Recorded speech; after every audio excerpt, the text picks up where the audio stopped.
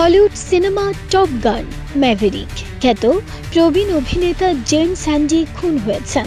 যুক্তরাষ্ট্রের ক্যালিফোর্নিয়ার লস অ্যাঞ্জেলসে নিজ বাড়ির সামনে প্রেমিকার ছেলের ছুরিকাঘাতে নিহত হন ৮১ বছর বয়সী এই অভিনেতা। এই হত্যাকাণ্ডের জেরে অভিনেতার প্রেমিকার ৪০ বছর বয়সী ছেলে মাইকেল গ্লেডহিলকে গ্রেপ্তার করেছে লস অ্যাঞ্জেলস পুলিশ। মাইকেল গ্লেডহিল বাড়ি থেকে 911 নম্বরে ফোন করে পুলিশকে বলেন, আমি এইমাত্র জেমস হ্যান্ডি এই পাপী মানুষটিকে হত্যা করেছে। এর পরপরই দ্রুত ঘটনাস্থলে গিয়ে অভিনেতাকে অজ্ঞান অবস্থায় উদ্ধার করে লস অ্যাঞ্জেলস পুলিশ।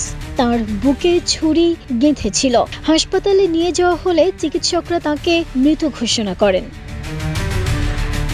পুলিশ জানায়, গ্রেপ্তার হওয়া মাইকেল গ্লেডহিল নিজেই পুলিশকে ফোন করেছিলেন, পুলিশকে তাঁর বাসায় আসতে বলেছিলেন। এমনকি তাঁরা যাকে খুঁজছিলেন তিনি সেই ব্যক্তি বলেও পুলিশকে জানান তিনি। তদন্ত করে ক্যালিফোর্নিয়া পুলিশ জানতে পারে মাইকেল গ্লেডহিল জেমস হ্যান্ডির প্রেমিকার ছেলে। তিনি তাঁর মায়ের সঙ্গে একই বাড়িতে থাকতেন। অভিনেতা জেমসের সাথে গ্লেডহিল তাঁর মাকে কিছুতেই মানতে পারছিলেন না। কোনোভাবেই অভিনেতাকে মায়ের প্রেমিক হিসেবে মেনে নিতে পারেনি খুনি গ্লেডহিল। সে কারণে হত্যাকাণ্ডটি ঘটেছে বলে জানিয়েছে পুলিশ।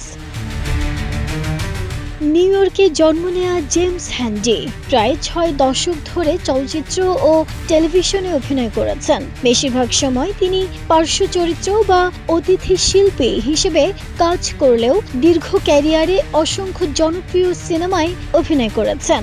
হ্যান্ডির সবশেষ চলচ্চিত্র ছিল ২০২২ সালে মুক্তিপ্রাপ্ত টপ গান ম্যাভেরিক। ব্লকবাস্টার এই ছবিটিতে তিনি জিমি নামের এক বারটেন্ডারের চরিত্রে অভিনয় করেন।